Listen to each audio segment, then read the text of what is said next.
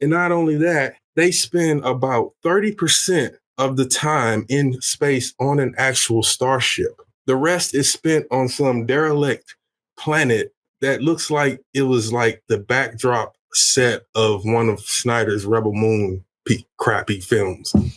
That's how bad that film is.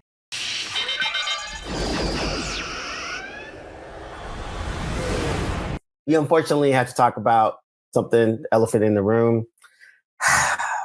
Section 31. And the reason why I'm bringing this up now, because once we talk about it now, we never have to talk about it and speak about it again. As diehard Star Trek fans, it's one of those things that we were actually excited about. And one of those things where we're like, oh, this is cool. We got Michelle Yeoh, we got Star Trek, we got Section 31. There's a lot of promise. They dragged their feet because it was going to be a TV show, but it turned into a movie because she won an Oscar. And then she was like, yo, I like the character. I'll come back and do it because I like y'all. I want to do something. And I'll take that increased check that you're going to pay me this time around that you weren't going to pay me before. 100%. Wait, you have to pay me now. Can I say something before you guys go into this? Because I am the non-Star Trek guy in this room. I do finally remember you guys being super excited 100%. that this was happening, that Michelle Yeoh should have been signed pre-Oscar hype, and then she was signed, which further indicated that you guys were like, okay, we got Michelle Yeoh, she's dope, I'm into it. You guys are pretty pumped about this. And to hear that you guys are like, yo, this is buns, is like, wow. What's interesting is how much preamble or prologue goes into what we got. And I think it's also interesting that this happened again with The Witcher, where she's in a movie or a story that was an expansion of a different property, and they completely dropped the ball with her and who she is and what she brings to the table. But here we have a situation where they miffed on it pre her winning the Oscar. They sat on it. Obviously, COVID interfered, and so that ended up pushing it back. And then we finally get it, and it's completely not what anybody wanted. I mean, I think I might have died a little bit on the inside as a Star Trek fan by the time that this thing was over with. I mean, I couldn't believe what this was or what this became. Josh pointed it out head on. There is nothing about this that is spy thriller, that is even remotely close to what Section 31 is understood to be or established as having been in the Star Trek universe. And not only that, they spend about 30% of the time in space on an actual starship. The rest is spent on some derelict planet that looks like it was like the backdrop set of one of Snyder's Rebel Moon crappy films. That's how bad that film is. So I don't know. The whole time I was thinking it took me literally 3 tries to get through the whole film. I stopped it 3 times at 3 separate points. Maybe in every act, I stopped it. Act 1, by the time I got to the end and realized, it was apparent by the time I entered Act 2 that this is the equivalent of a really bad 3-part episode of Star Trek Discovery. It took all the worst aspects of the new age of Star Trek and combined them and put them in a 1 hour, close to 2 hour film. And I was amazed at that. They even had things in there that was just like, oh, you remember the original series with the characters with the half white, half black face. Here they are. It was just one Trek thing after the next, but not done in any kind of way that enhanced the franchise, that told a good solo story.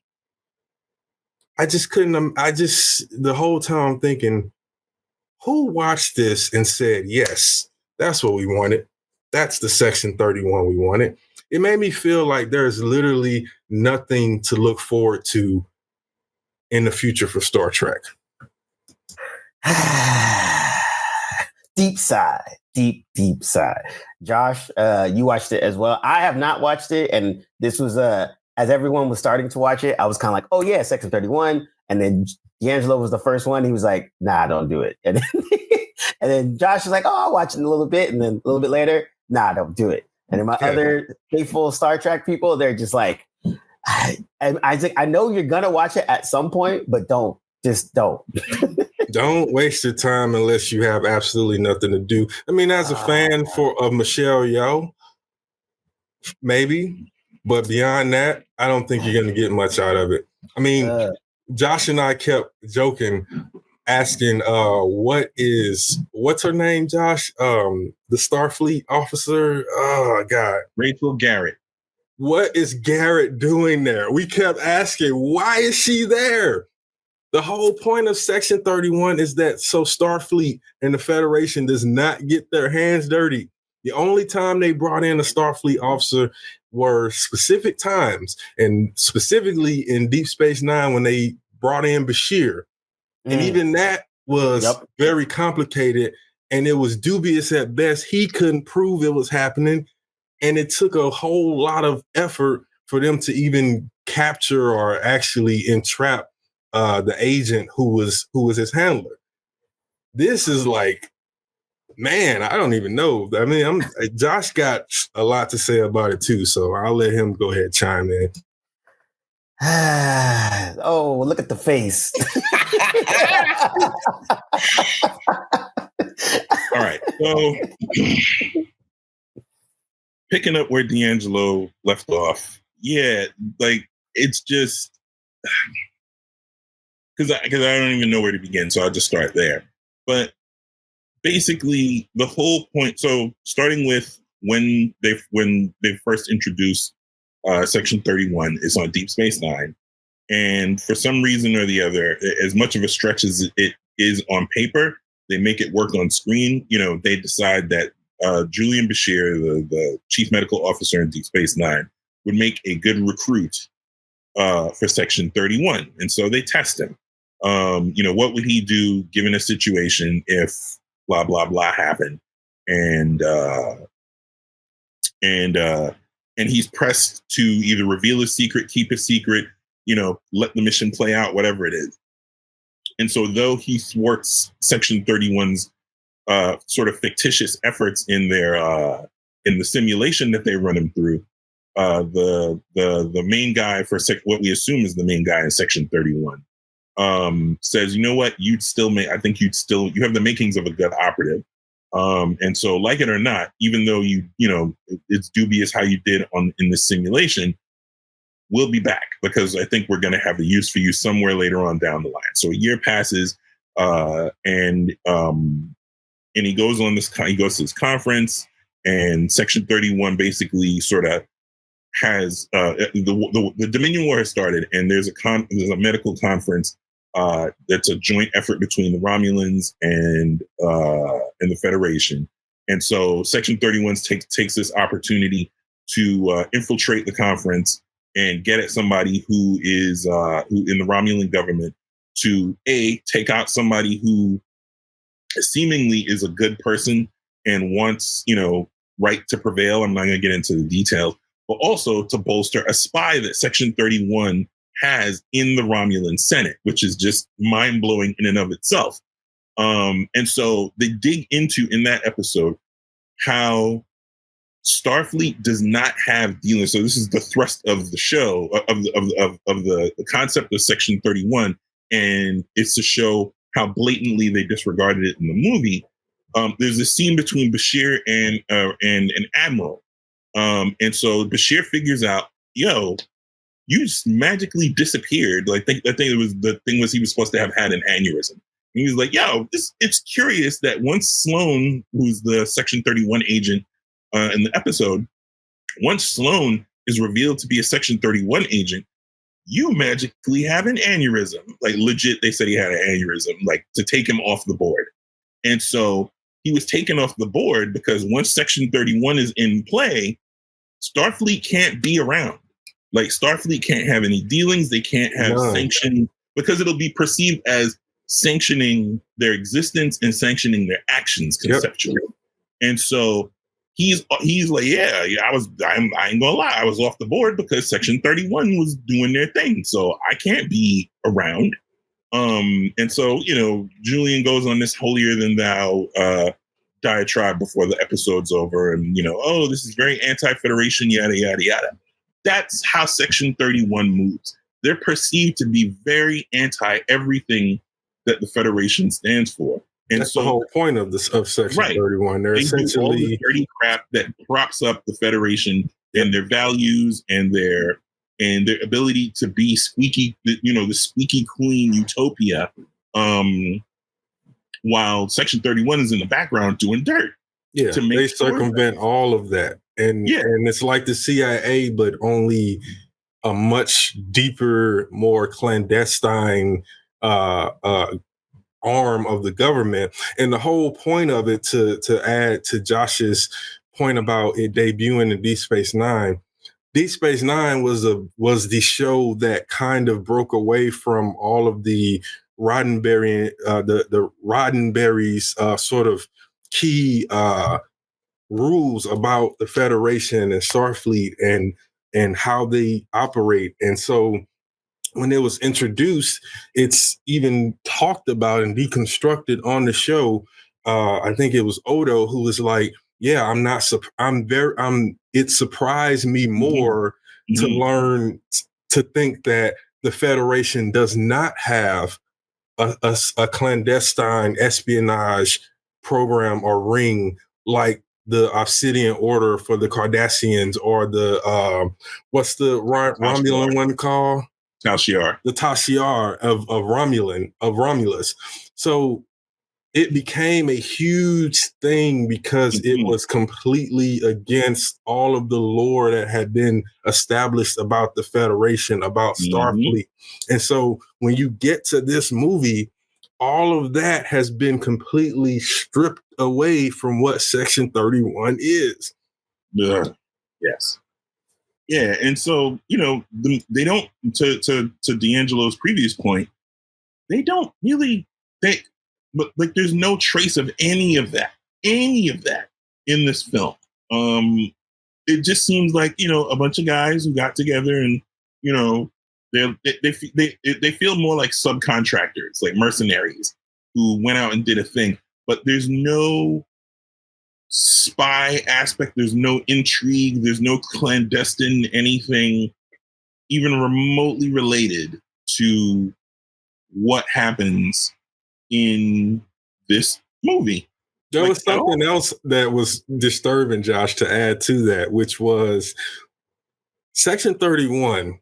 If they had come in contact with a weapon like what they were dealing with in that film, their goal might be to stop it, but their ultimate goal would be to get that. Yes, 100%. Yes. And get it for the Federation. And even if they never used it, they would take it and have it. And that would have been the goal. And somebody would have, most likely Starfleet, which is why we kept saying, Josh and I, why is Garrett there? What is she doing there? Right. Because she's supposed Starfleet, and they made it specific to note that Starfleet assigned her to that. That is not how this works in the lore. And again, in just 2 episodes, forget what they do in Discovery. And Discovery handles, there's no shade on Discovery, because this was the sweet spot in Discovery where Section 31 shows up. And they handle Section 31 in Discovery very well. But in the two episodes that I mentioned before of Deep Space Nine, they established pretty early on and in very concrete terms that Starfleet has no dealings, and they don't even have, like, the Federation, Starfleet, no oversight, none whatsoever. Even most of the high command is not even aware of the existence of Section 31. Cisco, I think they said something like the Federation president doesn't even know it exists. Even Cisco, all of them, they were just as baffled by the notion of the existence of an espionage ring within the Federation as Bashir was, as he was discovering it. And it took a while for them to even be able to prove it, to entrap Sloan. And that took a lot. And even when they captured him, there were fail-safes that ensured that on top of fail-safes that ensured that they would never be able to present that evidence before the Federation at all. And by the time they got there, somebody in Section 31 would clean it up, because that's just how it worked. But again, this film, there's nothing of the sort like that at all. Not even remotely close to it. It's as bad as what The Witcher Blood Origins was in terms of all of that.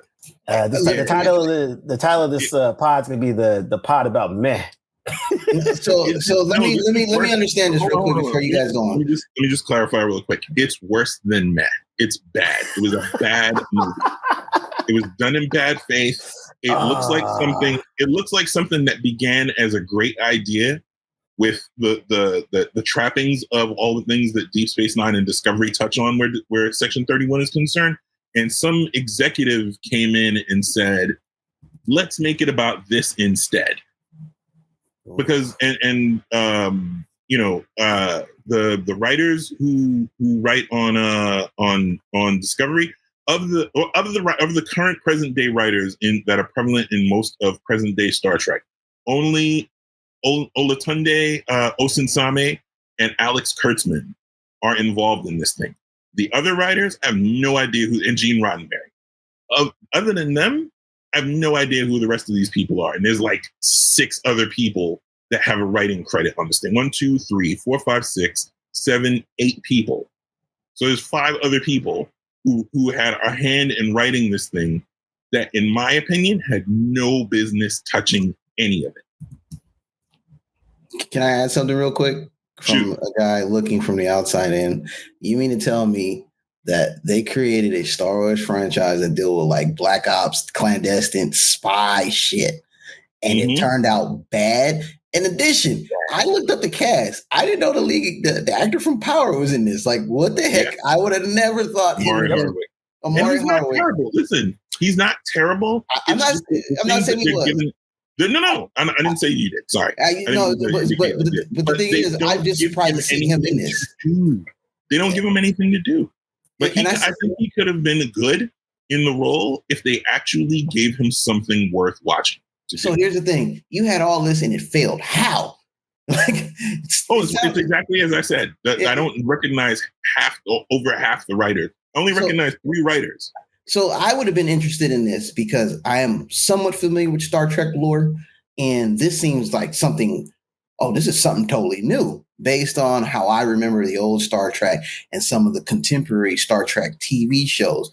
I ain't never heard about no spy, like a series based on spy and clandestine undercover work. I would have been. It's 9 episodes to watch, bro. They're among the best of the series. So just to hear that they're going to focus on this primarily, I, being not a Star Trek fan, would have been more interested in this to get me back into the series. And you're telling me it's bad.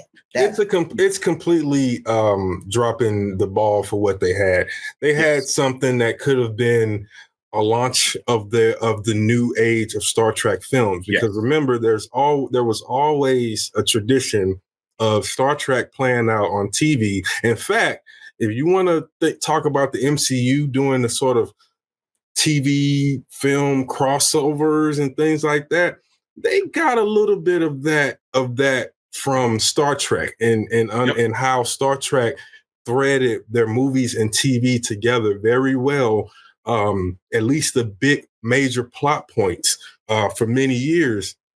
This was an opportunity to pick up that tradition, and they completely buffed it. They don't justify any real reason why they're after Emperor Georgiou. They try to create they try to establish her, since she's the protagonist, as having as being more human than what we remember her being as the Terran emperor. And it doesn't work because it's not well thought out. It's very one-dimensional in its efforts.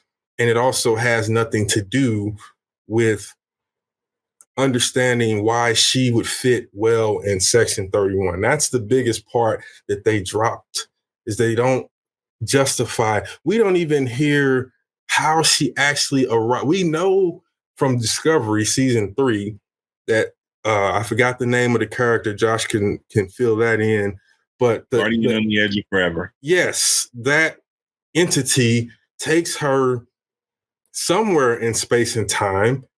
We assume because they had already established that they were getting ready to do that, it was going to be a show at first, and then it became the movie, that they took her back to her space and time, which would only make sense because she really, technically, she's not supposed to be able to exist in another space and time. The scientifically, the tachyon radiation would either age her up to dust, or it would completely destroy her body either way it goes.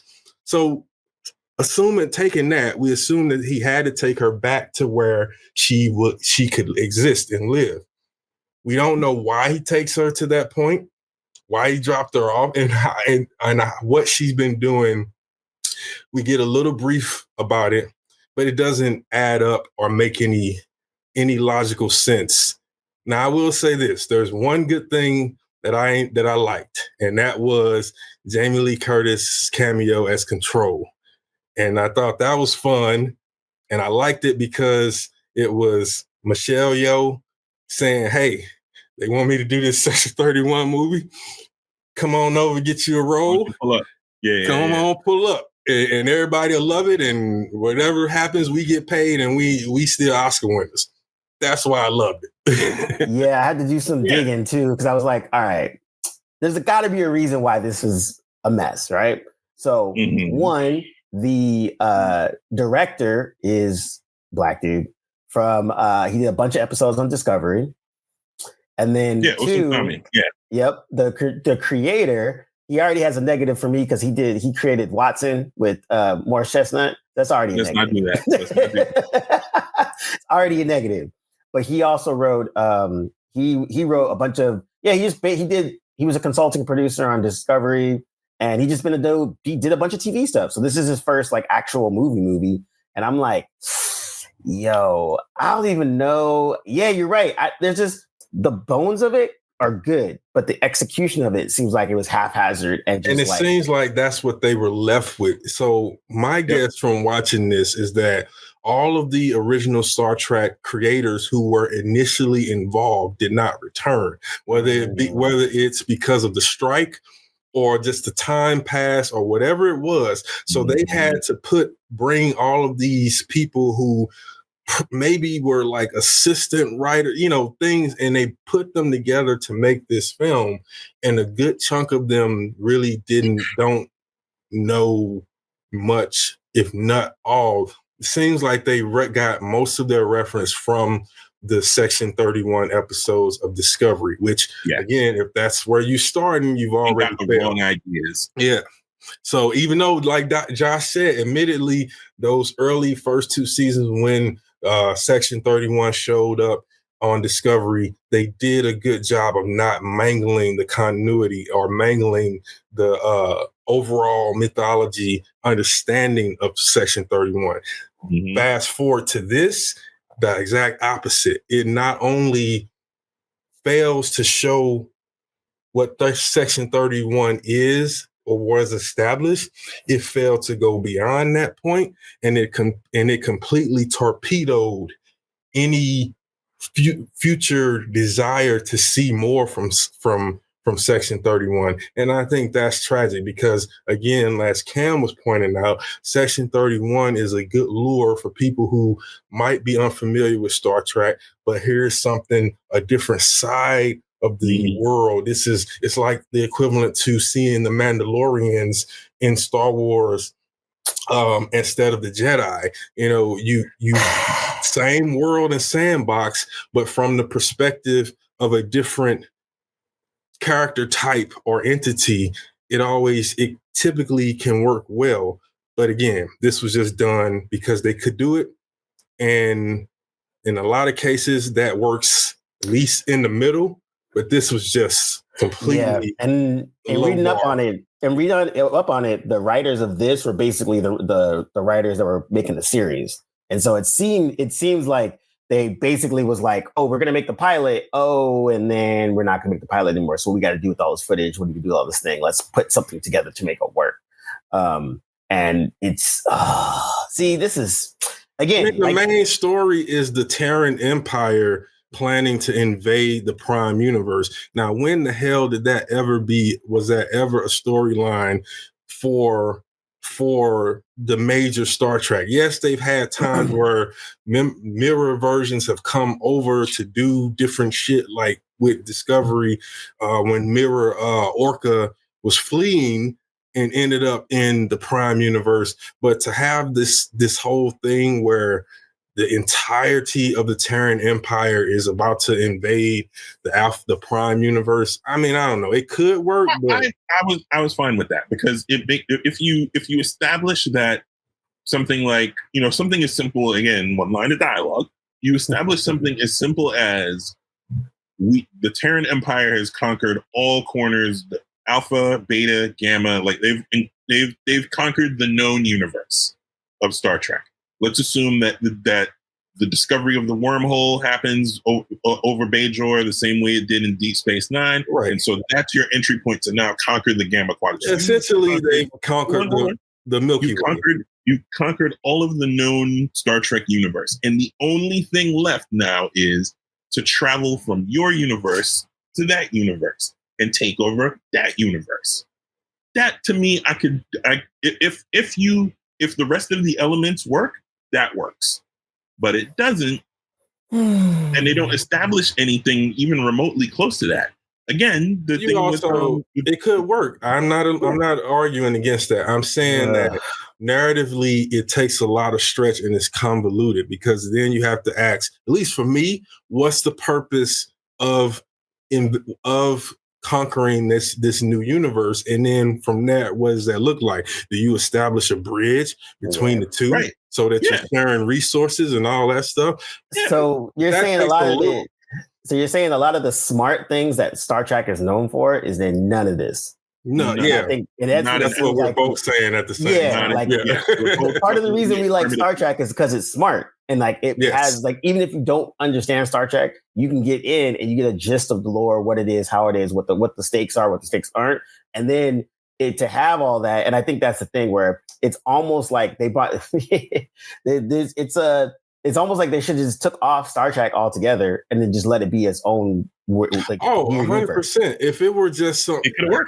It just like what we said about the last 2 seasons of Discovery and a few others, which is if you remove Star Trek from the label and just make this a generic space opera adventure, whatever, it could work.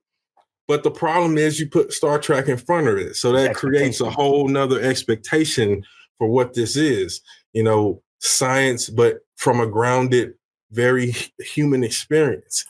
Even the larger concepts usually take on a very human narrative, right? Even if you have an alien entity that's accidentally destroying entire planets, but it's unaware of that. It's like us walking through through dirt, and we kick over an anthill. We might have tried. You might have an asshole human who tried to do that, but for the most part, it's just in their way, and they just kick it over, not really caring that they just destroyed an entire ecosystem, us. So those big to small, micro to macro connections have always been what, to me, has been the best part of Star Trek. And when you lose that, and it's just these blasters and yeah, exactly. With the trappings, blasters and space fights and lasers and all this stuff. And you don't have Star Trek anymore. You have Star Wars. And they tried, and I think they relied on, to piggyback on what D'Angelo was just saying. I think they tried to use the trappings of Star Trek lore in general to try to sell it. Like somebody mentioned the half black, half white alien from Let That Be Your Last Battlefield in the original Trek series. I forget what season. The Lokai, yeah, the Lokai, let's throw that guy in there. We haven't seen him in any of the post original series stuff. So, yeah, let's throw that in there. Oh, let's strip away why those characters existed to begin with. He's just there because he's there. You could have thrown literally any alien race in that outfit, in that role, and it wouldn't have mattered. It would have mattered just as little as it did that they used that guy. Rachel Garrett being there makes absolutely zero sense. Like negative zero, like past zero. Like it makes negative sense that any Starfleet officer is there, let alone Rachel Garrett, who's she's from yesterday's Enterprise, captain of the Enterprise C, the Enterprise before the Next Generation. And Josh, how do they address her, Josh? Oh, Starfleet. Literally, they just call her Starfleet the whole time. And so that even makes us say even louder, why is Rachel Garrett a Starfleet officer there? Yeah. Why is she there? And it made no sense whatsoever, except to call back to some random something. I mean, it's a good placeholder so that it's a good marker so that you know what time period this is happening. It's after original series, just before, I think, like 80 years, something like that, before 60 years, 50 years, whatever it is, before Next Generation.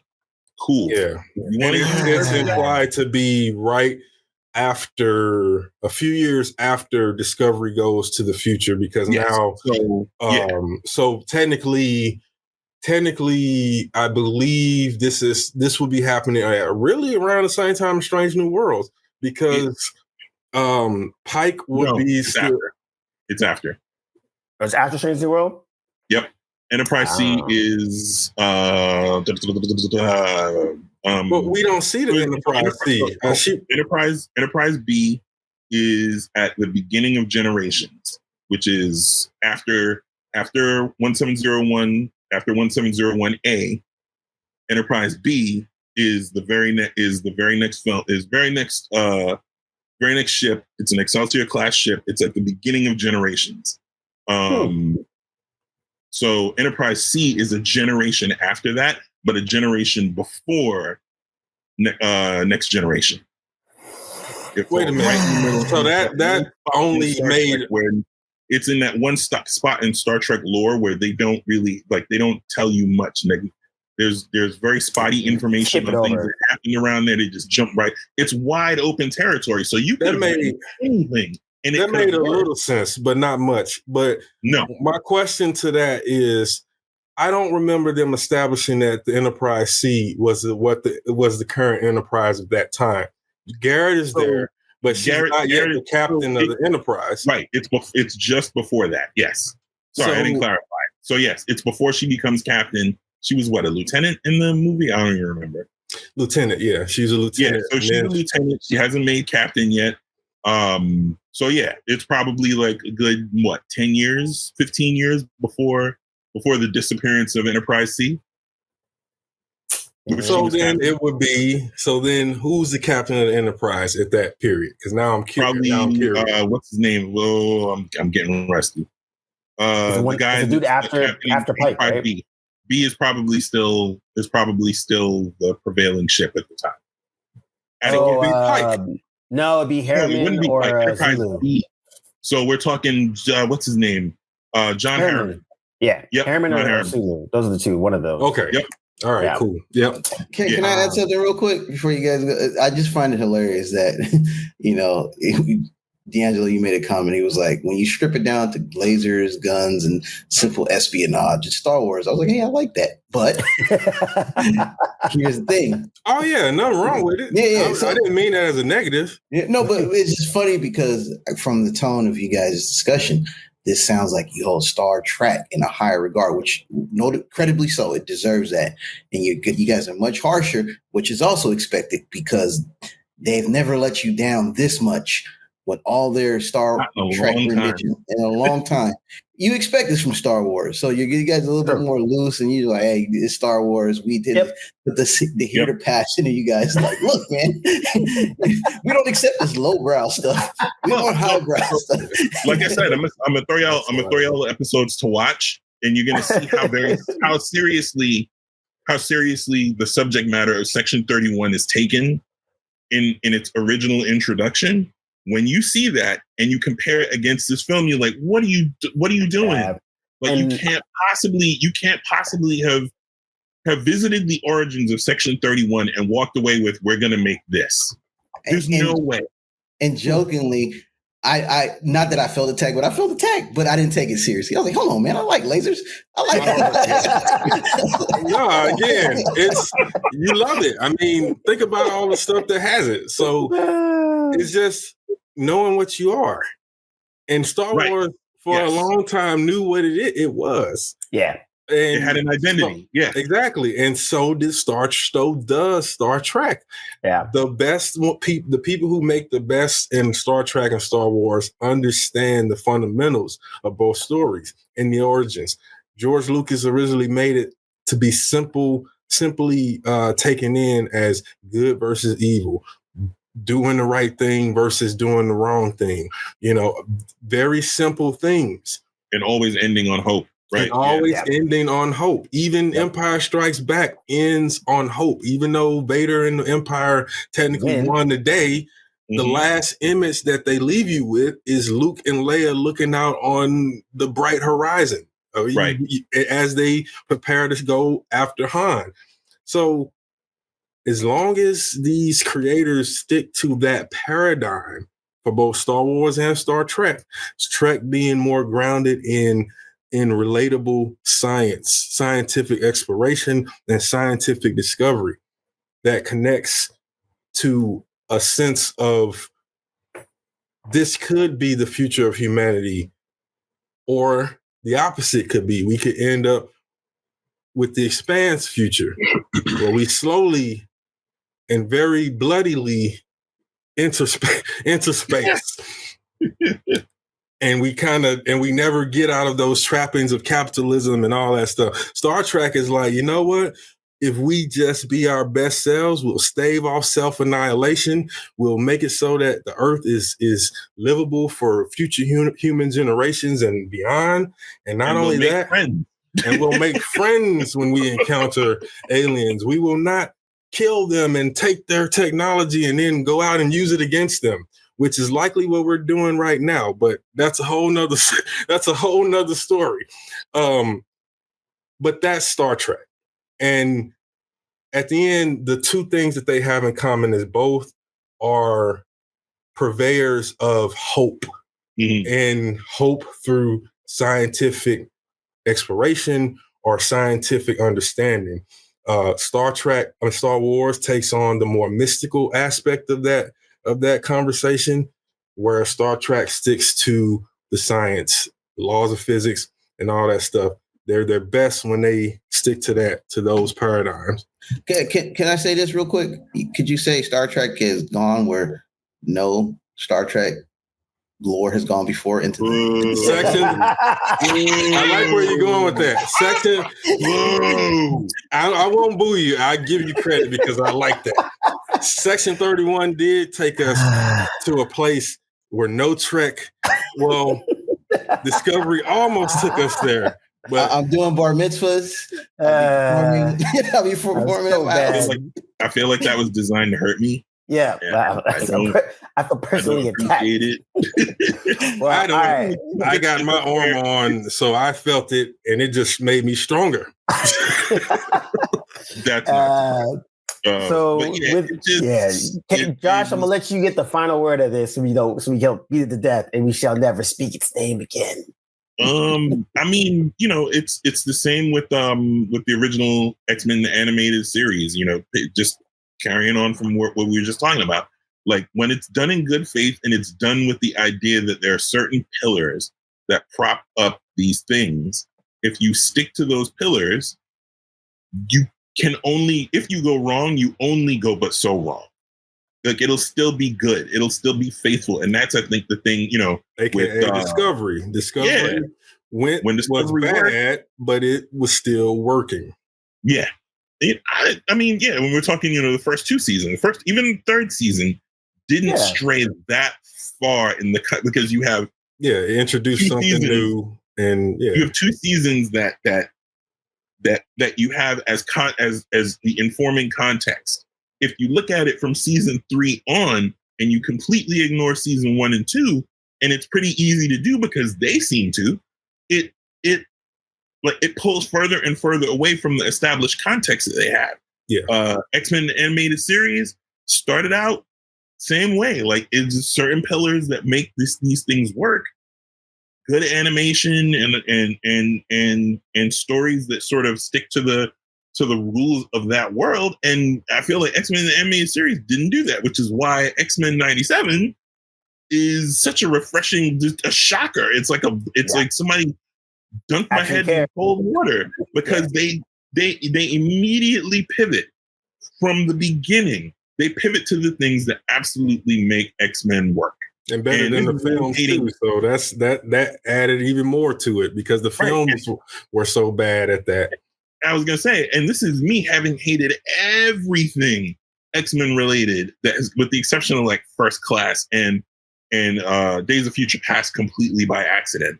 And he's our resident X-Men. If there's an expert on X-Men on this panel, it's Josh, in the same way that he's the expert on Star Trek. So if guy and nothing worked. Like nothing.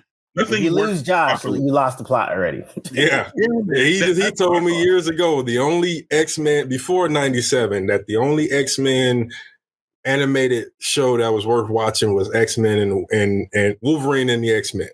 Yes. And I watched it, and he was absolutely right. And it was just tragic because it was only one season. I only watched it because Cam was the one who was like, nah, you should give it a shot.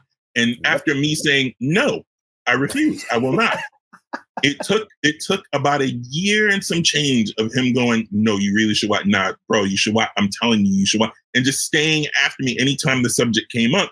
And finally, I was like, I've watched everything that I think I intend to watch. I don't have anything to watch right now. Cam, what should I watch? He was like, you should watch X-Men, Wolverine and X-Men, like I told you like 2 years ago. Like, all right, fine, no problem. It didn't come out like that. I just received it like that because Cam doesn't talk. And I watched it, and immediately, like, I could not watch anything else. It grabbed me and it held me, and I blew straight through that thing. And it was in the same storytelling mold as Avengers: Earth's Mightiest Heroes. They blow through story really quick, but it works. And the way that they tell the story works, and it's not as blatantly apparent that it's Wolverine centric because it's Wolverine and the X-Men. It's pretty spread. The plot is pretty spread out amongst all the players. It's just that Wolverine happens to be the one leading the X-Men at the time, and that's it. And I think that's the thing with like all the Star Trek stuff that they do well is that where it's like they have good plot. It's steeped in science and it respects the lore. There's tons of stuff to play around with. It's about the humanity of the crew and the characters that are involved. Because that was largely the problem with Discovery, is that they did not take time to develop the characters and give us a reason to care about them. Deep Space Nine, Next Generation, the original series, Voyager, which probably out of those four was the one that I always struggled with watching. But Enterprise. I didn't even make it past. I haven't finished the second season. To this day, how long has it been? And I have not finished Enterprise. I've watched even it. I watched the finale because someone told me what the finale was. They said it was both lazy, but it was still fun because it was Riker reviewing archive footage of Arthur. So I thought that was cool, and so I watched it. But everything else, I did not watch at all. That debuted in 2001. I remember, because it was like 2 years after Voyager went off the air. And then they started talk about that reset. Because remember, at first they only called it Enterprise, and Star Trek fans were like, no. Like, no. You cut the orchestra main theme for some pop BS, and you want to call it Enterprise? That is a regular refrain.